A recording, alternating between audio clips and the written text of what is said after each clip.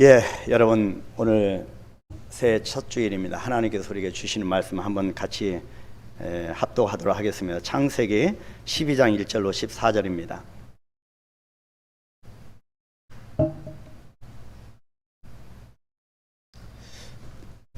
예, 찾으셨으면 우리 창세기 12장 1절로 4절 다 같이 합독하도록 하겠습니다. 여호와께서 아브라함에게 이르시되 너는 너의 고향과 친척과 아버지의 집을 떠나 내가 네게 보여줄 땅으로 가라. 내가 너로 큰 민족을 이루고 네게 복을 주어 네 이름을 창대하게 하리니 너는 복이 될지라. 너를 축복하는 자에게는 내가 복을 내리고 너를 저주하는 자에게는 내가 저주하리니 땅의 모든 족속이 너로 말미암아 복을 얻을 것이라 하신지라. 이에 아브라함이 여호와의 말씀을 따라갔고 롯도 그와 함께 갔으며 아브라함이 하란을 떠날 때에 75세였더라. 아멘. 여러분, 우리 한번 하나님의 말씀을 우리 받고 나누기 전에 우리 송구영신 예배 때 서로가 인사를 했지만 송구영 예배 때 미처 참여하지 못한 분들 있습니다. 우리 다 같이 한번 전후 좌우 맨 끝에 있는 분들까지 한번 인사를 같이 나눌까요? 새해 축복합니다. 주님의 이름으로 축복합니다. 서로 인사하시겠습니다.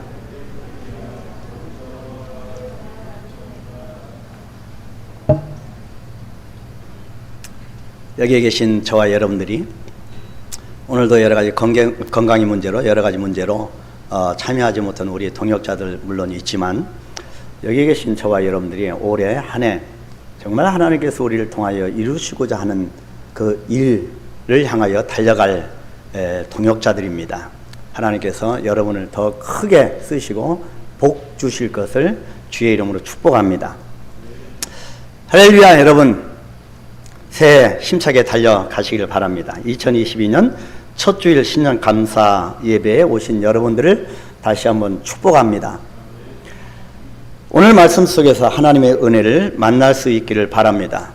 오늘 우리에게 주실 말씀은 믿음의 조상 아브라함의 이야기입니다. 창세기 3장은 인간의 모든 문제가 죄로부터 시작됐음을 말씀합니다. 죄는 하나님과의 관계를 단절시키고 나 자신과의 관계를 단절시켜서 죄책감으로 스스로를 부끄럽게 만들고 그리고 그로 인해서 가족관계와 이웃관계를 깨뜨린다라고 하는 것을 알 수가 있습니다.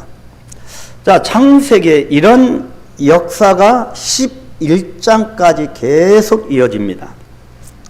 죄가 죄를 낳고 또 죄를 낳고 그 역사가 계속 기록이 되어집니다. 가인이 아벨을 살해하는 가족 안에서의 살인사건이 일어나고 타락한 인간이 홍수 심판을 받게 되고 바벨탑을 쌓아서 교만해지고 그로 인해서 언어가 흩어지게 되었습니다. 언어뿐만 아니라 모든 마음, 그 관계가 흩어지게 되었습니다. 이런 역사를 기록한 창세기 1장에서 11장까지를 원역사라고 합니다. 이 원역사를 보게 되면 하나님께서 아름답게 기쁨으로 세상을 창조하셨지만 완전히 뒤틀려 버려서 비정상적인 세상이 되었음을 알 수가 있습니다. 그 원인과 뿌리를 찾아가다 보면 죄로부터 시작되었다고 하는 것을 성경은 말씀합니다. 이런 시대에, 흑암의 시대에 하나님께서는 한 인물을 부르십니다. 그 인물을 부르시고 새롭게 구속사를 전개해 나가십니다. 하나님은 비정상적인 세상에서 아브라함을 선택하시고 복이 되게 하심으로 새로운 나라, 정상적인 나라, 하나님의 나라를 시작하십니다. 그래서 창세기 12장은 매우 중요한 전환점, 터닝 포인트가 되어집니다. 성경 전체에서도 이 말씀이 매우 중요한 위치를 차지합니다. 여러분, 창세기 12장의 역사가 우리 가운데 펼쳐지게 되기를 바라는 하나님의 마음을 읽으시기를 축복합니다. 오늘 새해 첫 주일 예배를 통하여서 우리에게 주시는 하나님의 말씀이 있습니다. 너는 복이 될지라 입니다. 하나님께서 우리를 왜 복의 사람으로 축복하기를 원하시는지 살펴보고 2022년 1년을 달려가서 올해 말에는 마지막 달력을 넘길 때에는 하나님의 뜻이 우리를 통해 분명히 이루어졌음을 확인하게 되기를 간절히 소망합니다. 자, 먼저 하나님께서 복이 되게 하시는 데는 부르심이 있습니다. 그 혼탁한 세상에 비정상적인 하나님의 창조 목적에는 완전히 어긋난 그 시대에서 아브라함을 부르십니다. 이것이 콜링입니다. 이것이 소명입니다. 세상으로부터 저와 여러분을 콜링하셨습니다. 자, 여호와께서 아브라함에게 이루시되 구속사의 대전환을 이루어갈 창세기 12장은 1절부터 하나님께서 아브라함을 부르시는 장면으로 시작합니다. 이 세계 역사가 어떻게 흘러가든지 하나님께서 저와 여러분을 부르시는 그 지점에서 구속사는 시작합니다. 그래서 세계사는 중요하지 않습니다. 우리가 중요합니다. 여호와께서 아브라함에게 이르시되, 여기서 우리가 함께 생각해 볼 것은 하나님께서 왜 아브라함을 부르셨을까 하는 것입니다. 하나님께서 왜 나를 부르셨을까입니다. 많은 사람들 중에서 왜 아브라함을 지명하여 선택하여 부르셨을까요? 왜 하나님의 저와 여러분을 부르셨을까요? 성경을 아무리 읽어봐도 아브라함이 하나님께 부름을 받을 만한 특별한 이유는 보이지 않습니다. 여러분, 내 자신을 살펴봐도 하나님의 특별한 나를 예뻐할 만한 그런 구석을 나에게서 찾기 어렵습니다. 그렇지 않습니까? 아브라함을 믿음의 조상이라고 흔히 말을 하고 이야기를 하는데, 아브라함의 집안은 원래 믿음 좋은 가문이 아니었습니다. 여호수아 24장 2절 말씀에 의하면 아브라함의 아버지 데라는 어떤 사람입니까? 우상 숭배의 중심지였던 갈대아 우리에 살면서 다른 신들을 섬긴 사람이었습니다. 그리고 유대의 전승에 의하면 아브라함이 자기 아버지가 팔던 우상을 때려 부쉈다라고 기록되어 있습니다. 그런 아브라함을 하나님께서 선택하여 부르신 겁니다. 하나님의 부르심에는 선택적 소명이 있습니다.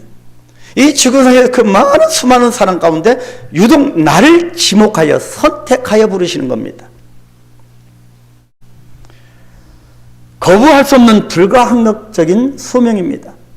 하나님이 우리를 붙들고 일하시고자 하면 우리가 거부할 수 있겠습니까? 게네사렛 호숫가에 두 배가 있는데 시몬의 배에 오르셨습니다. 불가항력적인 소명입니다. 선택적 소명입니다. 여러분을 찾아오신 하나님, 여러분을 선택하시고 여러분이 그 방문 앞에 거부할 수 없이 그냥 납작 엎드려서 예수를 믿지 않으면 안 되게 하시는 것이 하나님의 뜻입니다. 아브라함이 무엇을 잘해서 선택받은 것이 아닙니다. 아브라함은 선택적 소명을 받은 겁니다. 우리도 마찬가지 아니겠습니까? 하나님께서는 원 역사의 죄악이 난무하던 때에 하나님의 나라를 이루시기 위해서 아브라함을 일방적으로 선택하여 부르신 겁니다. 그렇다면 나를 부르시는 하나님의 목적이 무엇일까? 여러분, 원 역사 속에서 아브라함을 선택하여 부르셨다고 하는 것을 우리가 깊이 깨닫는다고 하면 나를 부르시는 하나님의 마음도 깨달을 수 있을 것입니다. 여기서 중요한 것 한 가지는 하나님께서 아브라함을 선택하셨을 때 아브라함의 태도입니다. 하나님의 부르심에 아브라함이 응답하였다고 하는 사실입니다. 정말 중요합니다. 아브라함을 첫 번째 부르셨는지 혹은 그 일대에 있는 수많은 사람들에게 나타나셔서 말씀하셨는지는 성경에 없기 때문에 알 수가 없습니다. 그러나 중요한 것은 하나님과 아브라함 이 둘 사이에 일어났던 일이라는 것입니다. 하나님은 선택하셨고 아브라함은 응답한 겁니다. 부르심은 언제나 하나님과의 1대1의 관계입니다. 중요한 것은 하나님께서 나를 부르실 때 내가 그 부르심 앞에 어떻게 반응하고 있는가입니다. 하나님은 아브라함을 부르셨고 아브라함은 부르심에 순종했습니다. 그래서 성경에는 이 순종에 대해서 정말 중요하게 기록합니다. 순종입니다. 이것이 성경의 면면이 흐르는 하나님이 사랑과 언약하는 그 언약의 조건입니다. 언약의 조건은 순종입니다. 하나님께서 아브라함을 부르셨을 때 한 가지 조건을 제시하지요. 본문 1절 중반절 말씀에 아브라함에게 이르시되, 아브라함을 부르시고 나서 이렇게 말씀합니다. 너는 너의 고향과 친척과 아버지의 집을 떠나 내가 네게 보여줄 땅으로 가라. 수없이 성경을 읽으면서 설교 말씀을 통해 수없이 들은 말씀입니다.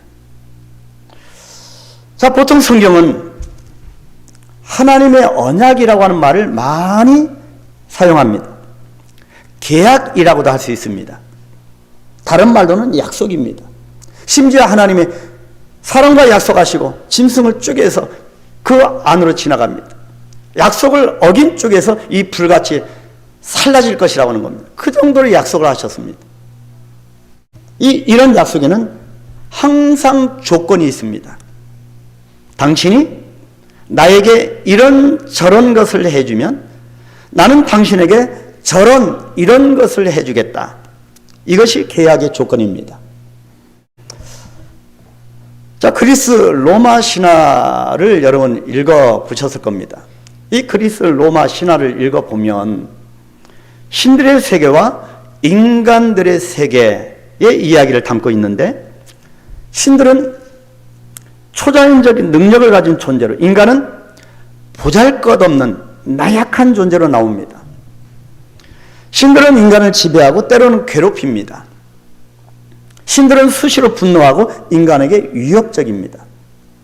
인간들은 당연히 신들을 섬겨야 하고 감히 신들과 계약을 맺을 수가 없습니다. 평등한 관계가 아니기 때문입니다. 신들은 항상 하늘 위에서 호령하고 인간들은 땅 아래에서 그저 명령에 따를 뿐입니다. 그런데 우리의 여호와 하나님은 그렇지 아니하십니다. 하나님은 1대1로 언제나 언약의 당사자, 파트너로 우리를 끝까지 존중해 주십니다. 그래서 저는 신앙생활 할 때 저는 존중이라고 하는 단어를 굉장히 중요하게 여깁니다. 근데 여기서 다만 한 가지를 하나님이 제시를 하시는데 그 조건은 순종입니다. 이 조건, 이 순종은 에덴 동산에서 아담에게도 제시하신 그 조건입니다. 그 하나님의 조건은 오늘날도 유효합니다. 그리고 그 순종의 대가는 뭐라고 말씀합니까? 하나님의 놀라운 축복입니다. 아브라함과 맺었던 언약도 그랬고 이삭과 야곱과 맺었던 언약도 마찬가지였습니다. 모세와 맺었던 언약, 이스라엘 백성들과 맺었던 언약도 모두 동일합니다. 순종입니다. 오직 하나님만 믿고 순종하면 나는 너에게 복을 주겠다고 약속하시는 것입니다. 아주 단순하고 간단합니다. 아브라함은 이 약속을 믿고 여호와의 말씀을 따라갑니다. 하나님의 메시지 앞에 많은 복선을 깔고 복잡하게 생각하지 않고 단순하게 여호와의 말씀을 붙잡고 따라갑니다. 부르심에 즉각 반응한 것입니다. 아브라함의 순종을 본문 4절에서 이렇게 기록하고 있습니다. 이에 아브라함이 여호와의 말씀을 따라갔고, 아브라함이 하란을 떠날 때 75세였더라. 여기 계신 여러분 75세 되신 분 계십니까? 나이 75세에 하나님의 말씀을 따라 순종하는 것은 결코 쉬운 일이 아닙니다.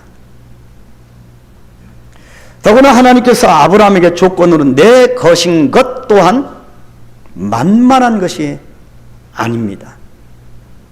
아브라함의 고향과 친척과 아버지의 집을 떠나는 것이 조건이었습니다. 75세 이런 모든 기득권을 안고 있을 만한 이것을 떠난다고 생각해 보십시오. 만만한 것이 아닙니다. 먼저 고향을 떠나라고 했습니다. 고향이 어떤 곳입니까? 태어나고 자라고 정든 곳, 모든 것이 익숙한 곳입니다. 얼마든지 안주할 수 있는 곳입니다. 고향은 그래서 자신의 삶의 기반입니다. 그런 고향을 떠난다고 하는 것은 삶의 기둥이 송두리째 뽑힐 수도 있는 위험한 일입니다. 그래서 고향을 떠난다고 하는 것은 내가 세상에서 의지하고 있는 것들을 떠난다고 하는 말씀입니다. 여기서 우리는 하나님의 마음을 읽어낼 수가 있습니다. 하나님은 아브라함이 하나님만을 의지하기 원하셨던 것입니다. 오직 하나님 여호와만 집중하기를 원하셨던 겁니다. 2022년도에는 우리가 하나님께 집중하는 해가 되기를 축복합니다. 여기서 아브라함이 의지하고 있는 것을 떠나라고 명령하신 것입니다. 자, 또 친척을 떠나라고 하셨습니다. 어떤 의미가 담겨 있을까요? 그 당시의 사회는 고대 족장 사회였습니다. 시족 사회였습니다. 고향과 친척과 부모의 집이야말로 개인의 삶을 보장해주는 버팀목이고 방패막이이자 존재의 기반이었다고 하는 뜻입니다.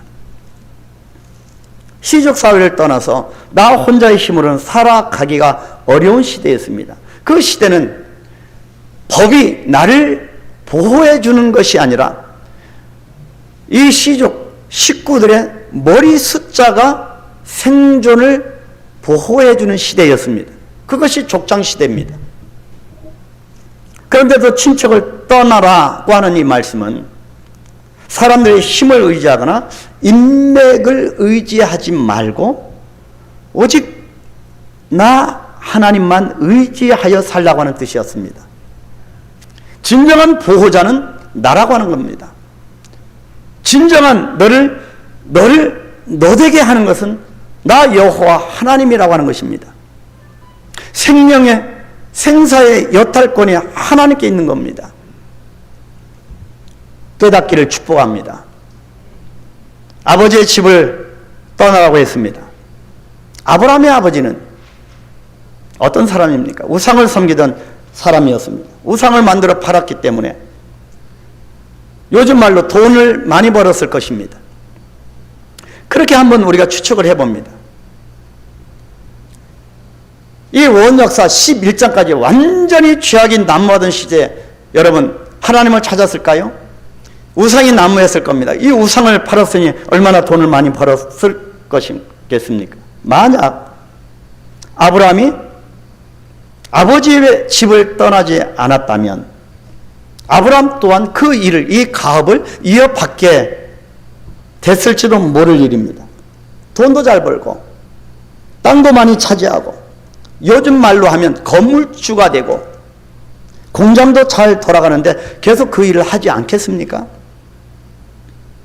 부자가 되는 것은 잘못이 아닙니다.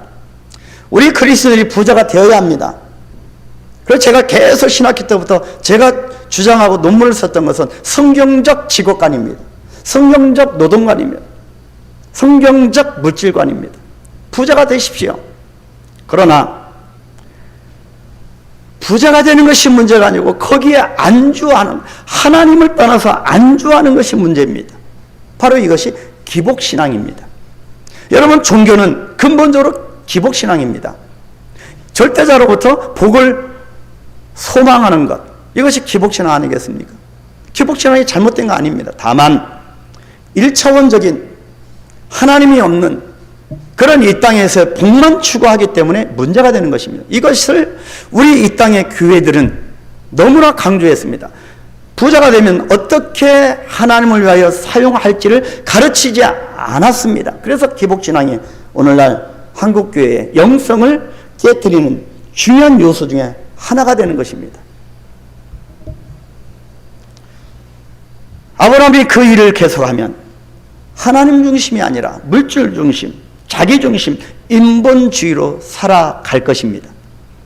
아버지의 집을 떠나라는 것은 그래서 인본주의를 떠나 하나님 중심으로 살 것을 요구하신 것입니다. 그래서 우리는 하나님 중심, 성경 중심, 교회 중심입니다. 고향은 넓은 의미로 땅의 개념입니다. 그리고 친척은 인맥의 개념입니다. 아버지의 짐은 인본주의를 말합니다. 이 고향, 친척, 아버지의 집을 떠나라. 이 땅과 인맥과 인본주의를 떠나라. 이렇게 아브라함에게 임한 이 떠나라는 이 명령은 삼중적 의미를 가진 명령이었습니다. 세 가지죠. 성경에서 삼중으로 강조하는 것은 완전을 강조하는 언어입니다. 완전히 떠날 것을 말씀하는 겁니다. 조금이나 미련을 남기지 않고 찌꺼기를 남기지 않고 완전하게 떠나라. 삼중 구조로 되어 있습니다. 조금 가혹하게 보일지라도 어떤 때는 참 하나님 너무 가혹하지 않습니까? 그렇게 우리가 항변할 때도 있지 않습니까? 가혹하게 보이지만 하나님께서 아브라함에게 완전히 떠나라고 명령하신 이유를 알아야 합니다. 이것을 깨닫지 못하면 우리가 시험에 빠집니다. 젖과 꿀이 흐르는 하나님의 약속의 땅, 가나안이 있었기 때문입니다. 하나님께서 주시는 약속의 땅을 위해서는 때로는 현재 가지고 있는 것을 포기하고 하나님께 온전히 순종해야 할 때가 있습니다. 현재 하나님이 주신 이것을 누리며 안주하기보다는 기꺼이 포기하고 혈혈단신으로 하나님 앞에 완벽하게 순종을 해야 할 때가 있습니다. 하나님께서는 아브라함에게 세 가지 면에서 떠나라고 명령하시고 그 다음에 이어지는 단어가 하나 나옵니다. 떠나라, 그리고 가라입니다. 자, 거기에 한번 보십시오. 이어서 가라고 말씀하십니다. 어디로 가라고 말씀하십니까? 내가 네게 보여줄 땅입니다.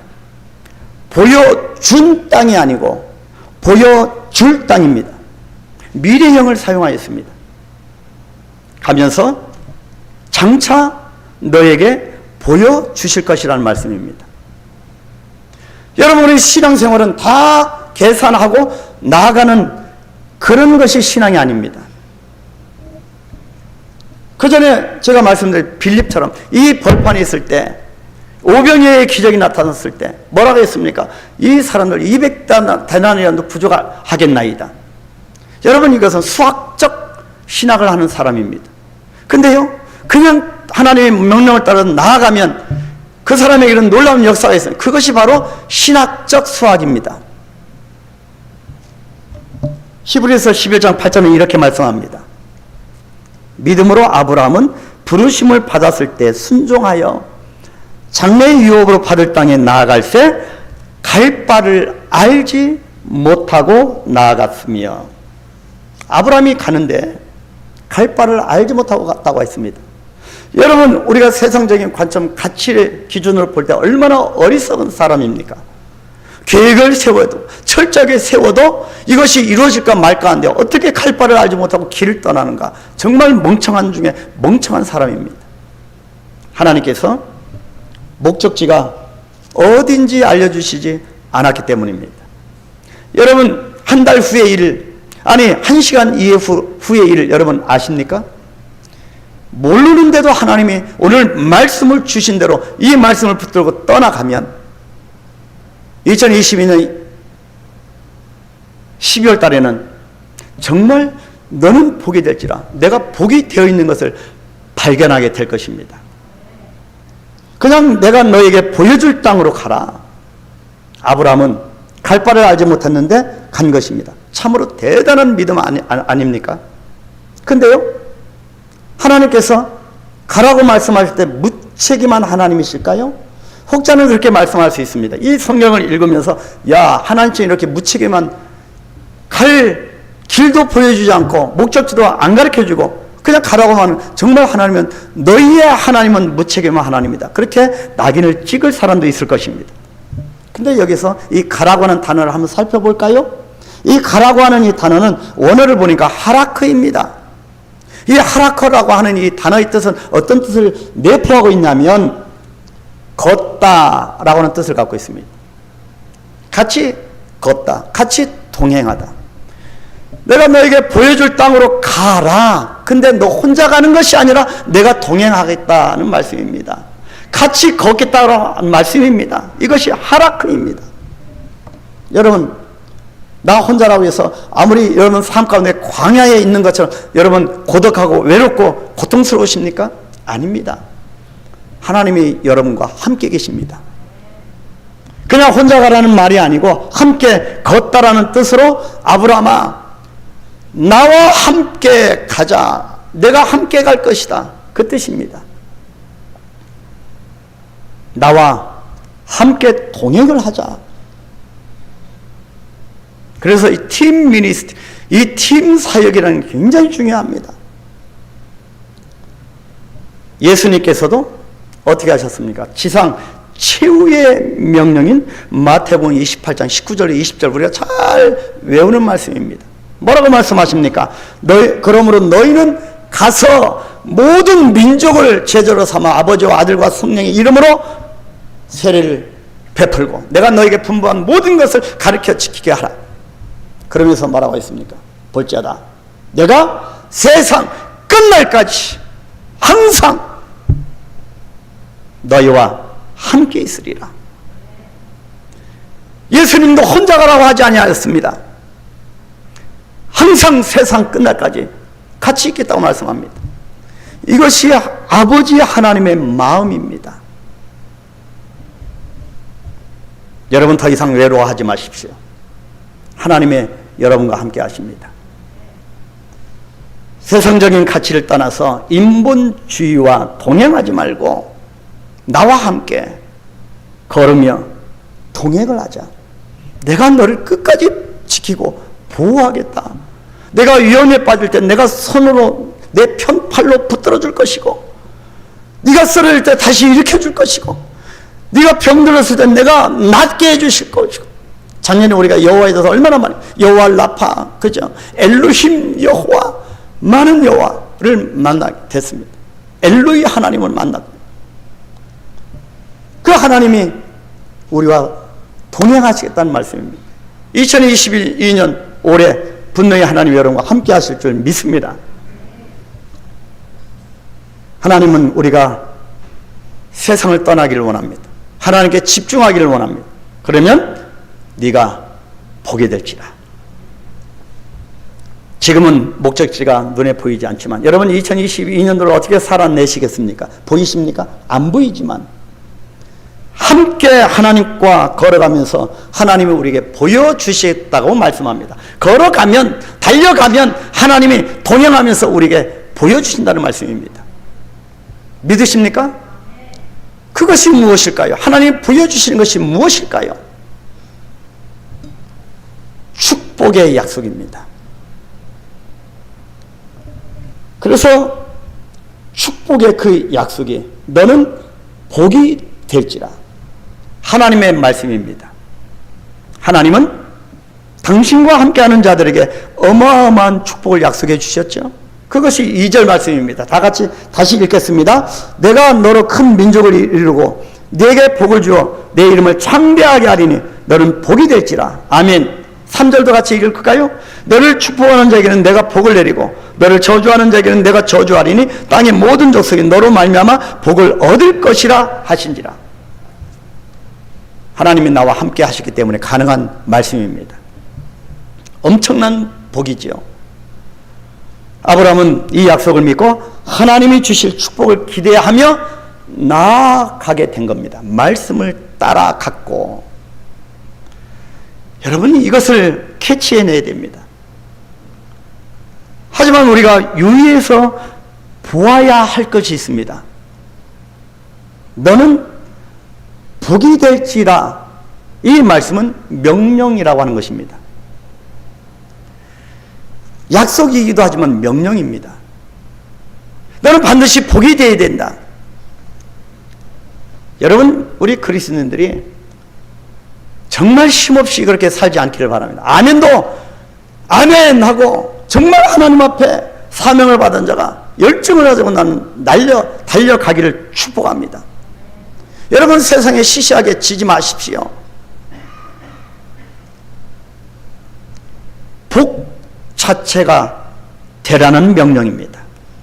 네가 복 자체가 되라. 저는 신앙이 1세대입니다. 저는 신앙이 2세, 3세 아닙니다. 그래서 제가 선교지에서 정말 고통 가운데 힘든 적이 많이 있었습니다. 차이가 있죠. 신앙의 몇 대와 당사대와 차이가 있습니다. 분명히 차이가 있습니다. 하나님이 그 조상들을 이 예수 믿게 하고 신앙의 3대, 5대 얼마나 그 기도가 쌓였고 그 기도로 얼마나 자손들이 잘 됩니까? 그때마다 저는 꿇어 엎드려서 정말 몸부림을 쳤습니다. 다른 사람은 수월하게 진행되는 것이 왜 나에게는 이렇게 기도하고 엎드리고 땅에 무릎 꿇고 이마에 피가 흘러야 조금 하나님이 열어주시는 겁니까? 그때 하나님으로부터 그때부터 제가 완전히 바뀌었습니다. 네가 아브라함이 되라는 것입니다. 네가 믿음의 조상이 되라는 거지요. 네가 복이 되라는 것입니다. 복 자체가 되라는 것입니다. 오늘 돈이라는 음성으로 하나님이 여러분에게 말씀하십니다. 여러분, 조상 탓하지 마십시오. 하나님이 여러분에게 관심이 있으십니다.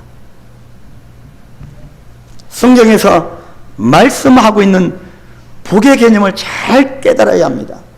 우리가 잘 먹고 잘 입고 하는데 그치는 것이 복이 아닙니다.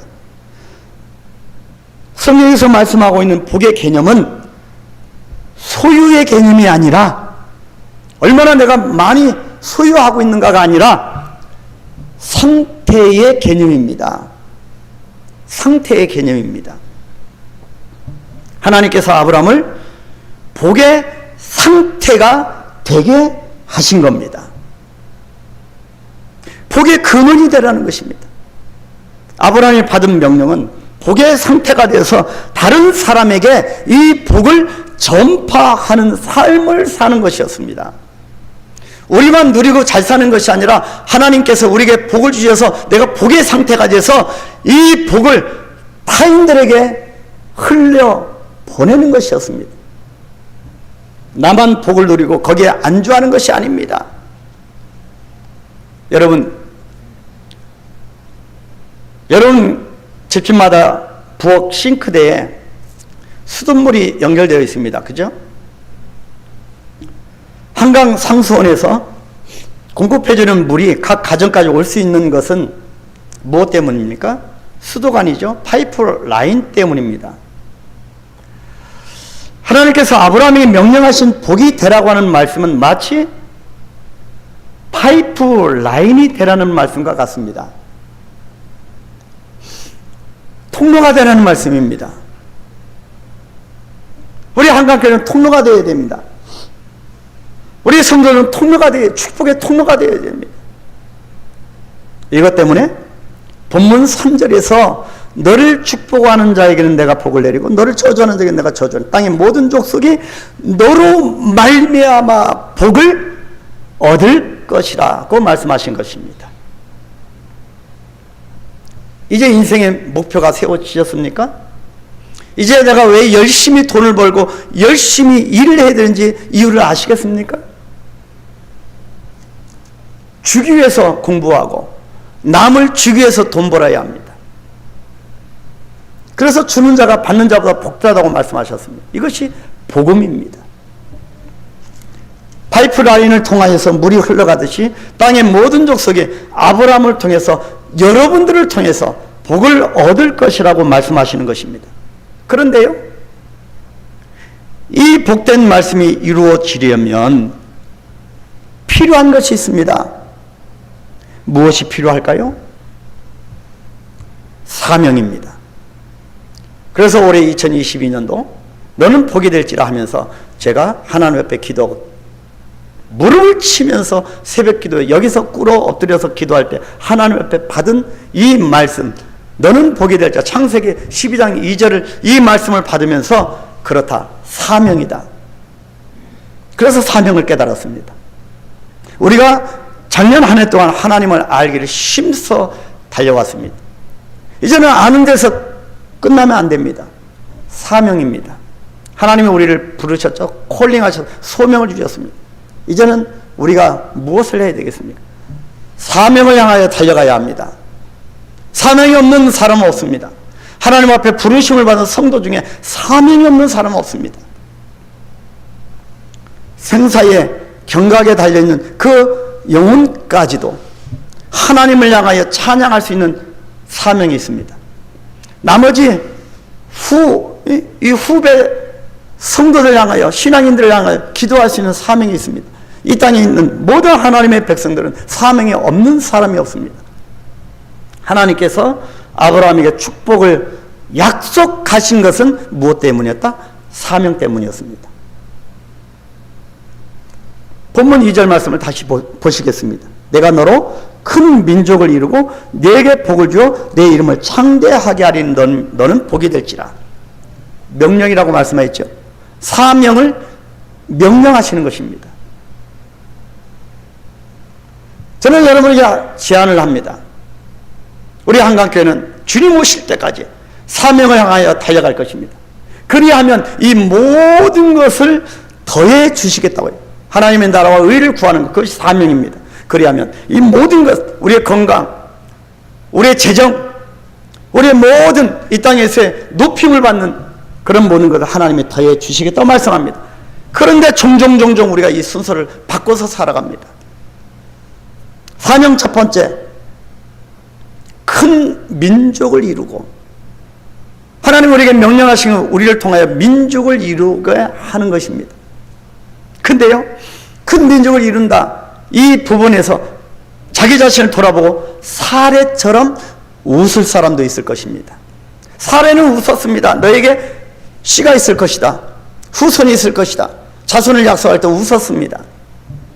그렇게 큰 민족을 이루고 이 명령을 받을 여러분 웃을 분도 있을 겁니다.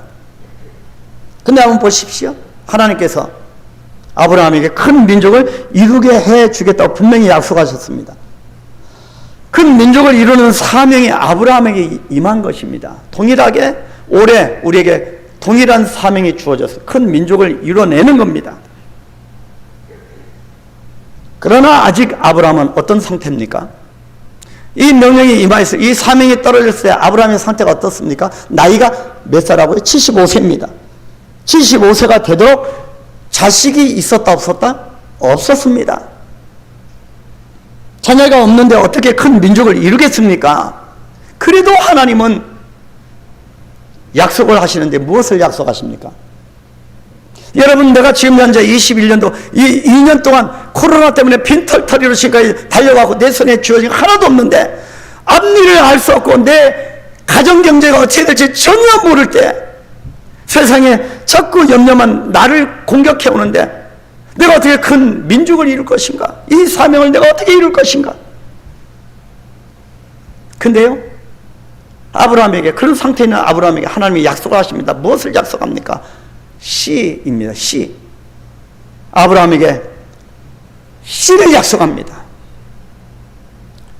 세월이 흘러갑니다. 이때 당시에는 아브라함이 갈 바를 알지 못하고 어떤 건지 몰랐습니다. 근데 간 겁니다. 하나님이 동행하셨습니다. 동행하시면서 때가 되니 하나님이 알려주십니다. 뭐라고 하십니까? 세월이 열려서 창세기 22장 18절입니다. 하나님은 아브라함에게 씨를 주어서 천하 만민에게 축복의 통로가 되게 하실 것을 말씀하셨습니다. 내 씨로 말미암아 천하 만민이 복을 받으리라.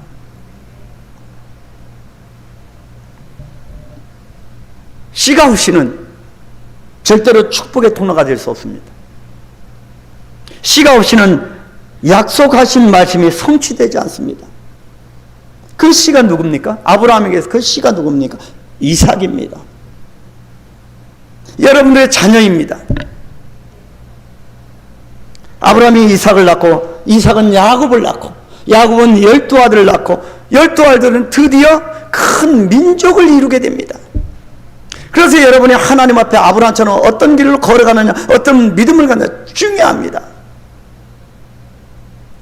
여러분 자녀들에게 열등하게 자꾸 소심하게 살지 않게 하는 것은 여러분이 하나님 앞에 용장이 되는 것입니다. 여러분 여기 계신 범띠들은 들으십시오. 이민년이죠? 범띠들은 들으십시오. 용맹입니다. 진취적인 기상입니다. 모든 악한 것을 뽑아내는 그런 기백입니다. 제가 범띠입니다. 작년까지 제가 시름시름 제가 연말 되면서 정말 12월달 여러분 모르시겠지만 제가 정말 힘들었습니다. 정말 힘들었는데 제가 성도 영신 예배를 통하여 또 말씀을 준비하고 아름다운 도전 설교를 준비하고 또 이 말씀을 준비하면서 제가 힘을 다시 얻었습니다. 제가 호랑이 떼인데 호랑이의 기백을 다시 찾아가는 것 같아서 정말 감사합니다. 우리 한강교회 호랑이 떼 여러분 힘을 내십시다. 우리가 힘을 내는 것을 보고 호랑이 띠가 아닌 분들도 힘을 내실 것을 확신합니다. 아멘. 이제 올해는 달라질 겁니다. 작년까지 아멘을 크게 안 해도 이제 올해는 아멘을 크게 할 겁니다. 아멘. 좀 낫습니다. 그 12아들이 어떻게 민족을 이루어가는 과정이 어떻게 됩니까? 이 12아들이 애굽에서 큰 민족을 이루어야 되는데 잘 돼야 되는데 애굽에서 43년 동안 종살이를 합니다. 그리고 애굽에서 탈출합니다. 그때 숫자를 세보니까 60만 명, 장정만 60만 명이 되었다고 성경을 기록합니다. 여러분 안 놀라시지요? 나를 통해서 연약한 나 아무것도 없는데 나를 통해서 하나님의 때가 되니 장정만 60만 명, 여러분의 믿음의 후손들이 60만 명, 60만 명이 안 놀라는 거 보니까 또 한번 계산해 볼까요? 장정만 60만 명이면 노약자와 부모와 또 여러분 그 어린이까지 포함하면 대충 200만 명이 됩니다. 그래도 안 놀라시는 거 보니까 여러분 1000만 명 정도 돼야 될 것 같습니다. 그죠? 그런 축복이 함께 하기를 소망합니다. 드디어 200만 명 정도 되면 큰 민족입니다. 드디어 이스라엘이 민족이 된 겁니다. 아브라함이 하나님의 축복의 사명을 받을 때는 도저히 앞을 내다볼 수 없는 그 정도로 긴 시간이었던 거죠. 여러분 조급하지 마시길 바랍니다. 분명히 하나님이 여러분과 함께 하시고 이루십니다. 하나님은 아브라함에게 자식이 하나도 없는 상황에서 우리가 흔히 말하는 적어도 500년 이후에 일어날 일에 대해서 하나님이 아브라함에게 자손이 없는 아브라함에게 말씀하신 겁니다. 하나님의 축복은 우리가 흔히 바라는 축복과는 전혀 차원이 다른 축복입니다. 우리는 이 땅 것을 구하는데 하나님이 이거보다 더 큰 것을, 큰 민족을 이루게 하는 것이 하나님의 뜻입니다. 여러분 비전을 키우십시오. 여러분 꿈을 더 높게 가지십시오. 그렇다면 아브라함에게는 이삭을 씨로 주셨는데 그렇다면 우리에게 주신 씨가 무엇일까? 여러분 새해 출발하면서 여러분 하나님부터 받은 씨가 있습니까? 그 씨가 누굽니까? 바로 아브라함의 씨로 이 땅에 오신 예수 그리스도입니다. 우리에게는 예수님이 있습니다. 예수 그리스도를 통해서 우리가 하나님의 나라를 이루게 되는 것입니다. 우리를 통하여 예수 그리스도의 놀라운 이름으로 우리를 통하여 이루시게 될 큰 민족은 하나님의 나라입니다.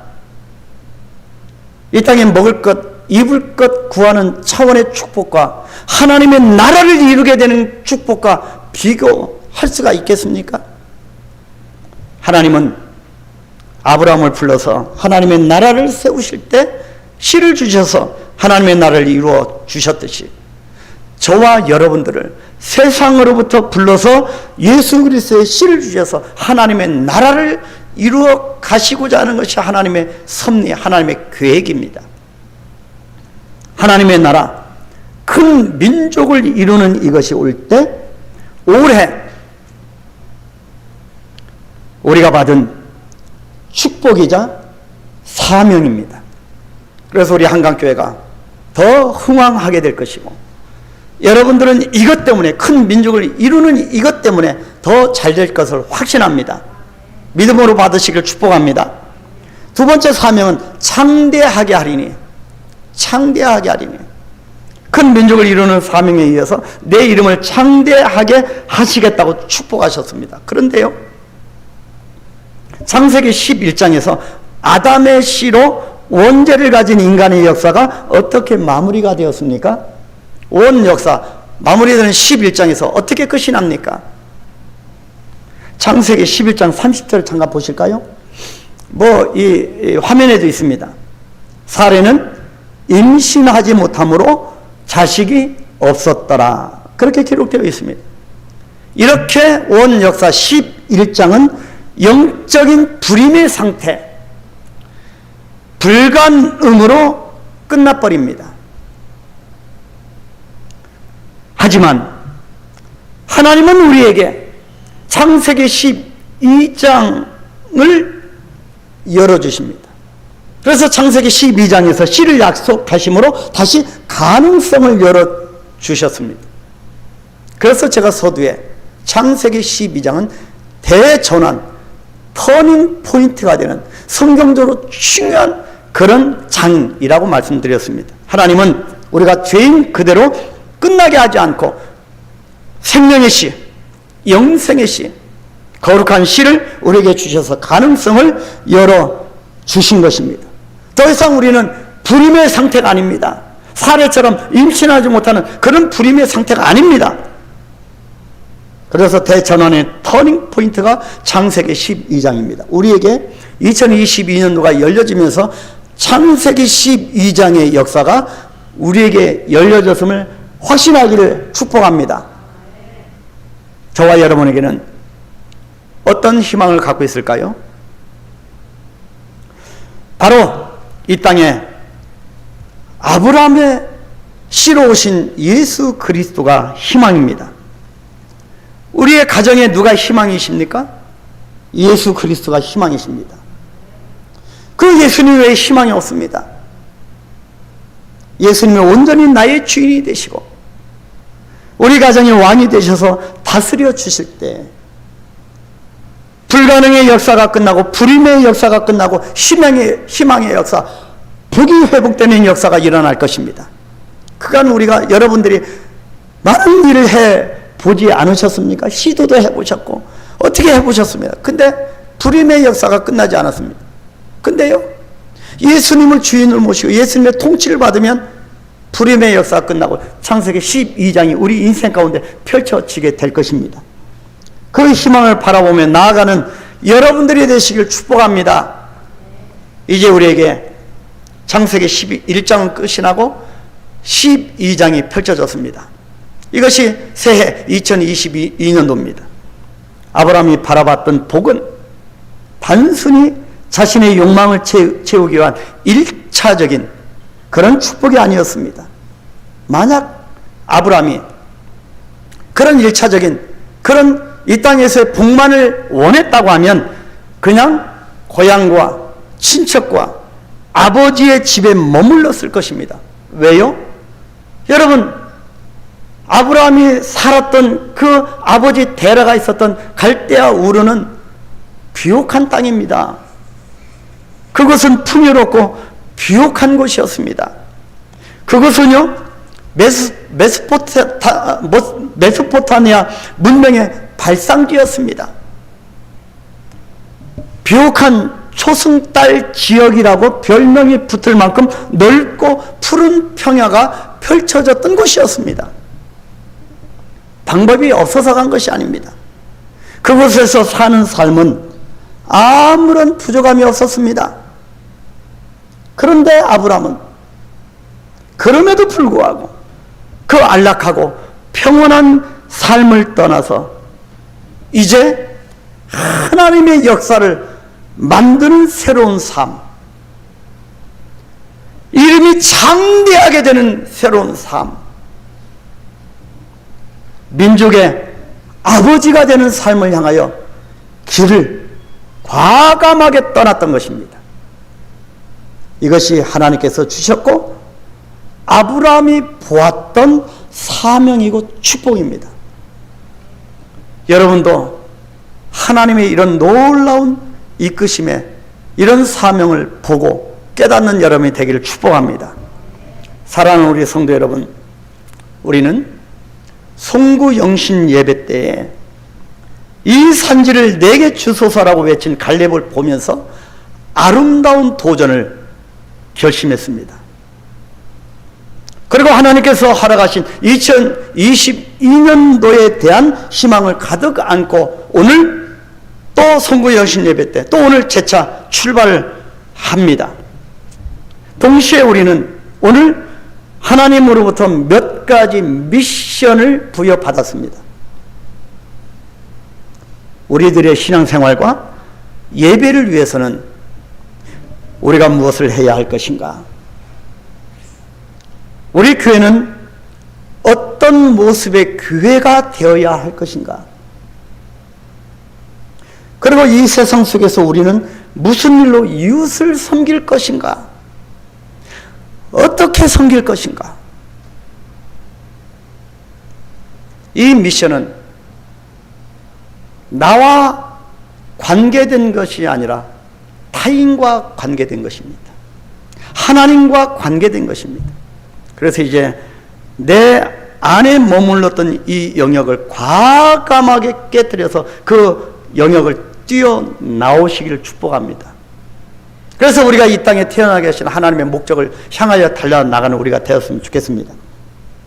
이 미션은 저 혼자 풀어야 할 사명이 아닙니다. 우리 모두 함께 생각을 나누고 같이 가야 합니다. 우리 교회라서, 우리 한강교회라서 할 수 있는 일을 찾아야 합니다. 과연 이 일들을 위해서 우리는 무엇을 할 것이며 나는 무엇을 할 것인가? 내가 할 수 있는 일은 무엇인가를 깊이 묵상을 해 보시기를 축복합니다. 아브라함은 그 막연하고 불확실한 길, 저에게도 수없이 펼쳐졌던 이 불확실한 길, 한 번도 가보지 못했던 가나안 땅을 향해 고향과 친척과 아버지의 집을 용감하게 떠났습니다. 결국 복의 사람이 되었습니다. 이제 우리도 세상의 복이 되어서 이 세상 사람들에게 복을 나누어 주는 삶을 살기 위해 새 1년 동안 힘차게 살아갈 때 미지의 세계를 향하여 우리는 출발을 이미 한 것입니다. 안락하고 편안한 길이 아닐지도 모르겠습니다. 그렇지만 우리 인생의 새로운 변화를 만들어 가야 합니다. 우리의 삶에 하나님께서 함께 하실 때 날마다 은혜로운 간증이 흘러 넘쳐나게 될 줄 믿습니다. 하나님과 동행하면서 아브라함이 받았던 그 축복의 길을 힘차게 걸어가는 우리 한강교회 성도님들이 다 되시기를 주님의 이름으로 축복합니다. 우리 이 시간 한번 기도할까요?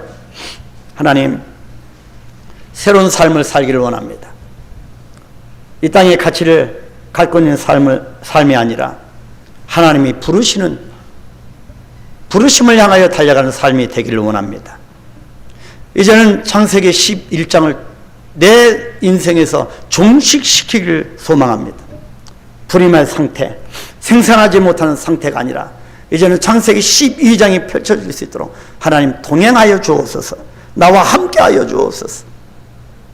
이렇게 우리가 결단하면서 이제는 내가 친척과 고향과 친척과 아버지 집을 떠날 수 있도록, 내가 편리한 이 안주하고 안락한 것을 떠날 수 있도록 하나님의 새 역사를 이루어갈 수 있도록 축복해달라고 하나님, 많은 하나님의 권능의 역사를 부어주시옵소서. 우리 결단하면서 그렇게 소망하면서 같이 기도하겠습니다. 거룩하신 우리 아버지 하나님, 하나님이 아브라함을 보게 하셨습니다. 이 긴 아브라함의 이야기를 통하여 하나님 우리를 만져주시고 우리를 다듬어 주시고 우리를 만들어 가시는 것을 우리가 깨달았습니다. 하나님, 우리 한강교회 우리 모든 성도들과 우리 한강교회 출입하는 모든 하나님의 한강교회 출입하는 하나님의 백성들마다 주여 소망을 품게 하시고 이런 하나님을 향한 이 사명을 향하여 결단하고 달려갈 수 있도록 하나님 축복하여 주옵소서. 하나님 버리게 하옵소서. 아버지 내려놓게 하옵소서. 아버지 좁은 이 틀에 갇혀서 우리가 하나님의 뜻을 보지 못하는 우리를 범하지 아니하도록 하나님이 잉태하지 못하는 이 상태에서 과감히 떠나게 하옵소서. 아버지 갈대아 우르를 떠나게 하옵소서. 하나님의 새 역사를 창조하는 창세기 12장 너는 복이 될지라 이 말씀을 붙들고 나아가게 하여 주옵소서. 아버지 간절히 기도하오니 우리 한강교회 출입한 모든 주의 백성들마다 아버지여 복이 되게 하옵소서. 복의 상태가 되게 하옵소서. 그래서 남을 구워주고 나누어주고 아버지 넘쳐도 흩다 굴리할 수 있도록 축복하여 주시옵소서. 하나님, 우리를 뜨겁게 세워 주옵소서. 하나님, 우리를 믿음으로 굳건하게 하여 주시옵소서. 2022년도가 시작되었습니다. 하나님, 너는 떠나라 가라 말씀하셨지만 하나님은 내가 너와 함께 하겠다, 영원히 너와 항상 함께 하겠다, 동행하겠다, 너를 보호하겠다, 이 말씀을 붙들고 하나님과 길을 떠나게 하옵소서. 위대한 역사를 만들게 하옵소서. 민족을 만들게 하옵소서. 창대하게 하옵소서. 2022년 우리 한강교회를 통하여 또 한강교회 성도들을 통하여 새 역사가 만들어지게 하여 주시옵소서. 이 역사 앞에 수종하고 수종들고 순종하는 모든 하나님의 백성들마다 이 모든 것이 더해지는 건강도 있어지고 하나님의 물질도 쏟아지는 역사가 있어지고 하나님의 성령의 열매도 맺혀지고 하나님의 권능 가운데 나아가게 되는 놀라운 역사가 있게 하여 주시옵기를 간절히 주님의 이름으로 축복하고 또 축복하옵나이다. 이런 멋진 길을 같이 걸어가게 되었사오니 얼마나 감사하고 기쁜 일인지 하나님 모든 영광 모든 경배와 찬양을 받으시옵소서. 예수님의 이름으로 축복하며 기도하옵나이다.